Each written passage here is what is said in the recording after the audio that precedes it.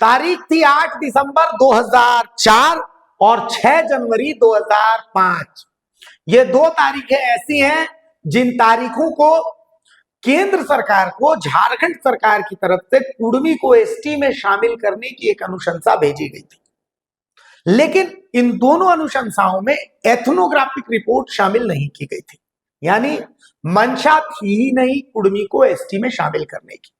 इस दौरान मुख्यमंत्री अर्जुन मुंडा अपने आप को क्लीन चिट देते हैं कि भाई हमने मुख्यमंत्री रहते हुए केंद्र सरकार को ही अनुशंसा भेजी थी। एक हालिया दिए इंटरव्यू में अर्जुन मुंडा ने यह साफ किया कि मुझे तो जबरदस्ती दोषी बनाया गया, जबकि भाई 2015 और 2019 के बीच केंद्र सरकार की तरफ से एक चिट्ठी आई थी और इस चिट्ठी में जवाब मांगा गया था, जिसमें राज्य सरकार की तरफ से जवाब दिया गया था कि कुर्मी को यथास्थिति कुर्मी की बनाई रखी है। अब 2015 से 2019 के बीच ये सच है कि ऐसा हुआ था। इस दौरान मुख्यमंत्री थे रघुवर दास, पर आते हैं अर्जुन मुंडा केंद्रीय मंत्री थे। अर्जुन मुंडा केंद्रीय मंत्री थे तो लोकसभा में अधीर रंजन चौधरी ने उनसे सवाल पूछा था। लीडर ऑफ अपोजिशन थे अधीर रंजन चौधरी। तो अधीर रंजन चौधरी ने उनसे सवाल पूछा था और बहुत टेक्निकल सवाल पूछा था कि भाई कुर्मी को एसटी में शामिल करने को लेकर के आपकी मंशा क्या है। पूरे वक्त अर्जुन मुंडा सिर्फ गोलमोल जवाब देते रहे। उस समय वो जनजातीय मंत्री थे, जनजातीय कार्य मंत्री। जनजातीय मंत्री रहते हुए अर्जुन मुंडा ने तामड़िया को, भोक्ता को एसटी में शामिल करवाया, लेकिन कुर्मी समाज को एसटी में शामिल करवाने को लेकर के अर्जुन मुंडा ने एक कदम आगे नहीं बढ़ाया। लोकसभा की वो पुरानी बहस भी पहले हम आपको दिखा देते हैं। आप देखिए अर्जुन मुंडा पूरे टाइम इसमें गोलमोल जवाब देते नजर आ रहे हैं। उनको शेड्यूल ट्राइब में शामिल किया जाए। ये बिल से सर कोई विरोध नहीं है मेरा, क्योंकि आर्टिकल 342 के तहत हमारे त्रिपुरा की डारलोंग कम्युनिटी को कुकी सब कास्ट में इंसर्ट किए जा रहे हैं। हमें कोई आपत्ति नहीं। हम सुबह भी आज ये कहा था कि व्यापक तरीके से, ये व्यापक रूप से बिल लाइए, ये मतलब क्रमों से नहीं, व्यापक तरीके से। सर इस बीच मैं कहना चाहता हूं कि हमारे कुर्मी समुदाय के लोगों को सालों भर, मतलब सदियों से ये मांग कर रहे हैं कि इनको ये शेड्यूल ट्राइब में शामिल किया जाए। इसकी पक्ष में मैं पहले भी कुछ तर्क रखा था। आपने कहा था कि ये कमियां वो कमियां, तो कमियां दूर करने के लिए आज मैं और थोड़ा तथ्य आपके सामने पेश करना चाहते हैं। सर बात यह कि ये जो कुर्मी जो है, ये कुर्मी एक डिस्टिंक्टिव कास्ट है। इसका language, religion along with cultural demographic data, it has been proved as a distinctive caste in the census format code in the forthcoming census 2021, that in order to execute the demand, it is noted that the state of West Bengal have passed the West Bengal Official Language Amendment Bill 2018, accepting Kurmali as one of the official state languages of Bengal. In Jharkhand, Kurmali language has been given the status of second state language. हमारे दुबे जी है, निशिकांत दुबे जी को जानकारी है। Sir बात यह है कि Kurmi is one of the most primitive tribes of old Chotanagpur region of India, as well as the state of West Bengal, particularly in the Jungle Mahal region. In the British census of 1872, Kurmi were analyzed as the Kurmis of woods, Jhari Kurmi, produced in support of the report on the census of Bengal 1872 by H. Beverly, Inspector General of Registration, Bengal, described Colonel Dalton mentioned some Jhari Kurmis or Kurmis of the woods in Chotanagpur who are said to worship strange gods. Descriptive ethnology of Bengal 1872 by Edward Dalton described in the province of Chotanagpur the ancestor of the people now called Kurmis. ये मेरी बात नहीं है sir, ये तथ्य के आधार पर मैं बोल रहा, बस हो गया sir. Sir in 1911-1921, they were again classified as Aboriginal tribe by the Census of India 1911, Volume 5, Bihar, Odisha and Sikkim, Part 1 described. The Kurmi, Koiri and Kurmi are two great cultivating castes of Bihar, but the latter is also the name of an Aboriginal tribe in Chotanagpur and Odisha state. Munda ji वहां से आते हैं। It is also meant, sir, ये बात यह कि Hindu tribe 1941 by anthropological survey in British India. Suffice to say that they are cast in unison of language, religion, culture, rites and rituals fairs and festivals still continues until today by its own custom, culture and tradition. They are still considered as a distinctive caste. It is to be noted that the state of West Bengal government, as the information I have gathered, they have supported, they have referred it to you, but I don't know where the lacuna lies. So if you are generous enough to spell it out, that yes, these are the problems for which you are not being able to insert the Kurmi in the scheduled tribe list. So मैं दोबारा आपसे ये मांग कर रहा हूं कि आप ये कुर्मी को ये शेड्यूल ट्राइब के लिस्ट में शामिल करें। सर, बड़ी इस विषय पे सर मैं आपको भी निवेदन करूंगा कि हिंदुस्तान की ट्राइब्स बहुत सारे हैं सर, 645 करीब ट्राइब्स है। इन लोग गरीब से गरीब होते जा रहे हैं। बहुत सारे योजना तो इनके लिए बनाए जा रहे थे, लेकिन ये योजना को ये तब्दील नहीं होते धरातल में, ये मुंडा जी भी जानते हैं।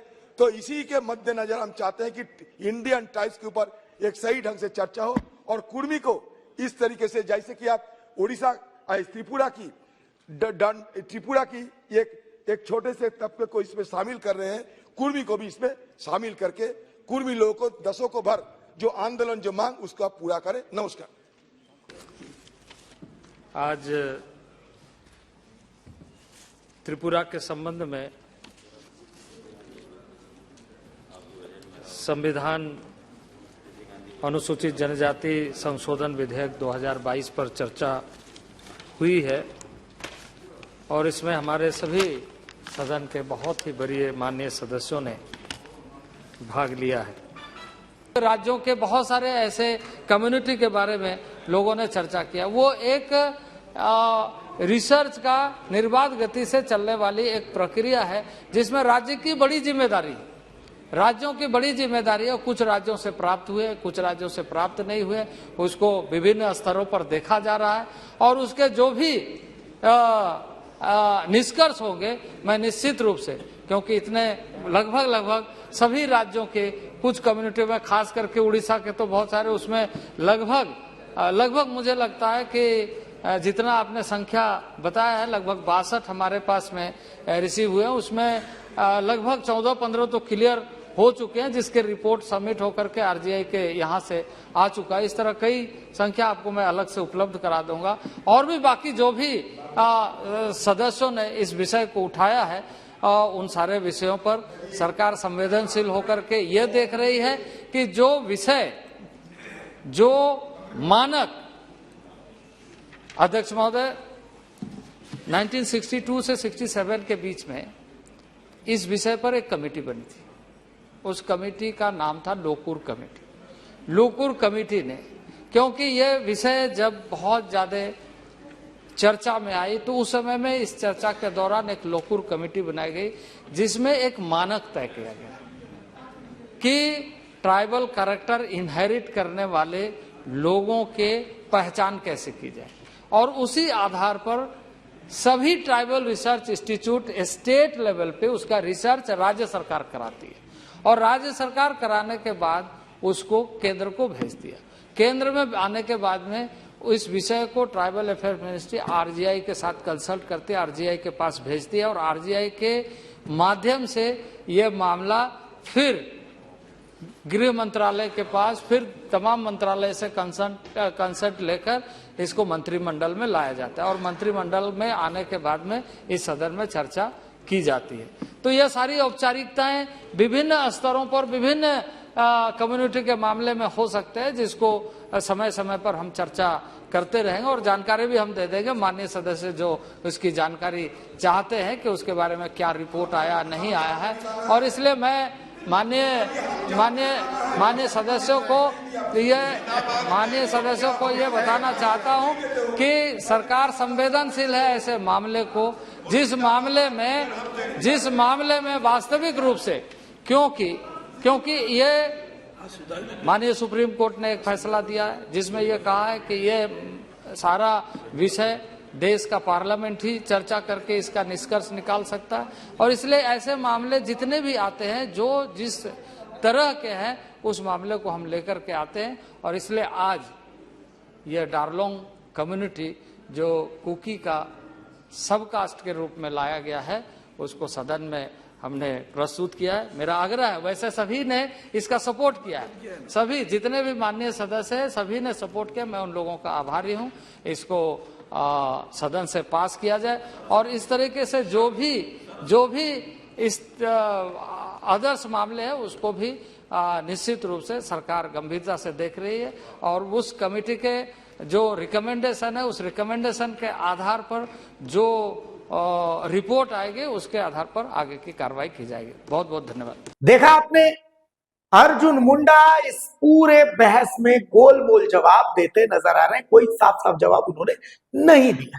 खैर, अब इसी मामले को लेकर के अब अर्जुन मुंडा सफाई दे रहे हैं कि नहीं मैं तो दूध का धुला हूं। उन्होंने दूध उछल लिया कि भाई 2015-2019 के बीच में जो चिट्ठी केंद्र की थी इसको वापस कर दिया गया, यानी कुर्मी को एसटी में शामिल ना करने के लिए उन्होंने इनडायरेक्टली रघुवर दास को जिम्मेदार ठहरा दिया। अभी लोग आपस में फरियाल है। खैर, अब इसी मसले को लेकर के हमने कुर्मी समाज के नेता शीतल होदार से भी सवाल किया कि सर अर्जुन मुंडा तो दूध से नहा चुके हैं। खैर, आप लोगों की अब रणनीति क्या रहने वाली है, शीतल होदार ने इसको लेकर के जो जवाब दिया वो भी आपको सुनना चाहिए। बातें हैं आपके एसटी को लेकर के। अभी अर्जुन मुंडा का एक बयान 2-3 दिन पहले मैं सुन रहा था, तो वो तो मतलब अपने खुद को क्लीन चिट दे रहे थे और रघुवर दास को वो सवाल था उनका रघुवर दास पर ही जो उन्होंने जवाब दिया तो वो था कि भाई भेजने वाले जो थे तो रघुवर दास उस समय मुख्यमंत्री थे, उप मुख्यमंत्री सुदेश महतो थे, मंत्री थे उस समय चंद्रप्रकाश चौधरी।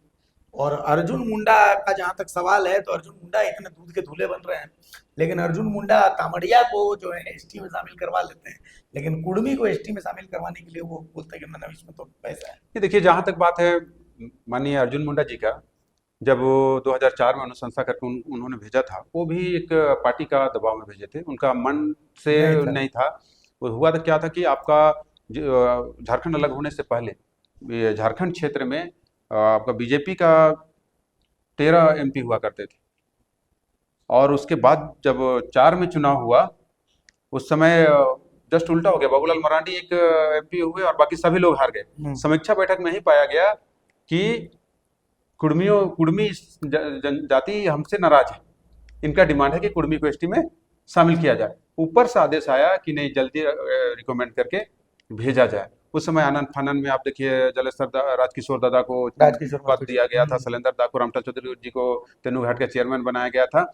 उस सब करके और यहाँ से कैबिनेट का मीटिंग सचिवालय में नहीं करके मुंडा जी अपना आवास में किए ताकि कोई विरोध ना कर पाए, और जो समर्थक जो थे उन लोग को बुला के और भेज दिया गया था।